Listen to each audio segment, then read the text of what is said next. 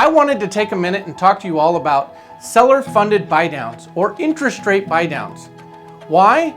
We have an affordability issue in most of our markets. How do we deal with affordability? We either lower the price way down or we lower the interest rate slightly. Seller-funded buydowns through seller credit towards a transaction is way more beneficial than dropping a price. You know what? Let's take a look at one of our loan officers calculating this strategy for one of his clients. I'll be right back. This lovely home is currently listed for $600,000. A potential buyer with 20% down is looking at an approximate payment of $31.80 monthly. Now the property has been on the market for quite some time, and typically what is done is that you convince your seller to lower the price. So let's say you reduce the price $15,000 to $585. This will only create a savings of about $75 monthly for a buyer.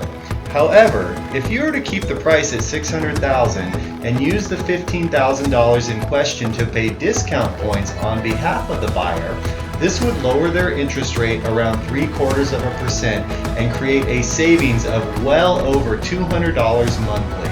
The amazing thing is that this buy-down scenario creates a monthly payment for a buyer that is equivalent as if they got the property for around $550. So with a $15,000 seller buy-down, you've ostensibly created a $50,000 price reduction as it relates to monthly payment. It is a win-win for both buyer and seller.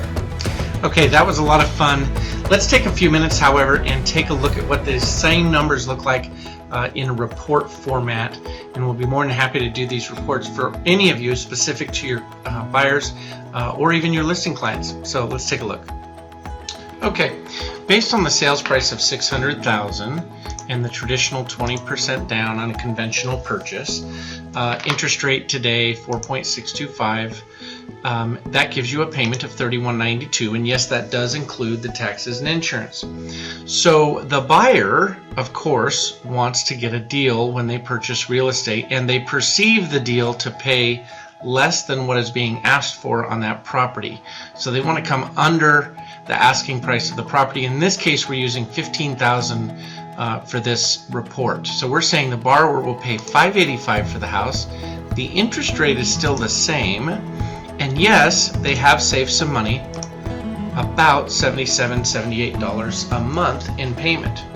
What if, however, they paid $600,000 for the property and got $15,000 as a seller credit towards closing costs, which would then be applied to buying the rate down to 3.5%, making their new payment $28.80, and that is a very powerful savings, $312 a month versus the full price with no credit, and about $250 a month cheaper than paying $15,000 less for the property.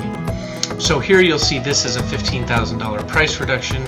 Here is a cost to the seller of $14,000 to get the 3.5% interest rate. But here's a really powerful number.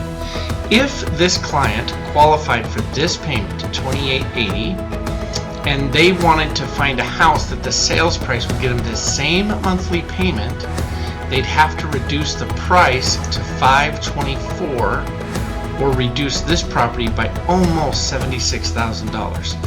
So the buy down cost versus what you're getting back in sales price. Now this can be used in numerous ways. Seller funded buy downs can help offset additional insurance costs that we're seeing in some of our markets.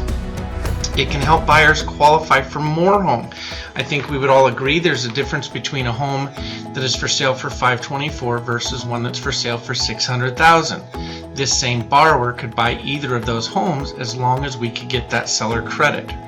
Anyway, I hope this all makes sense to you guys. Please do not hesitate to reach out to any of us here at Stanford Mortgage to help answer your questions and put these reports together specifically for any of your buyer clients and, in fact, your listing clients to take a look at this strategy versus a price reduction strategy. Also for the buyers versus offering less than what is being asked. This strategy is much more powerful and it definitely helps us deal with the affordability issue when it comes to purchasing a new home. Anyway, look forward to talking to you all soon. Bye-bye.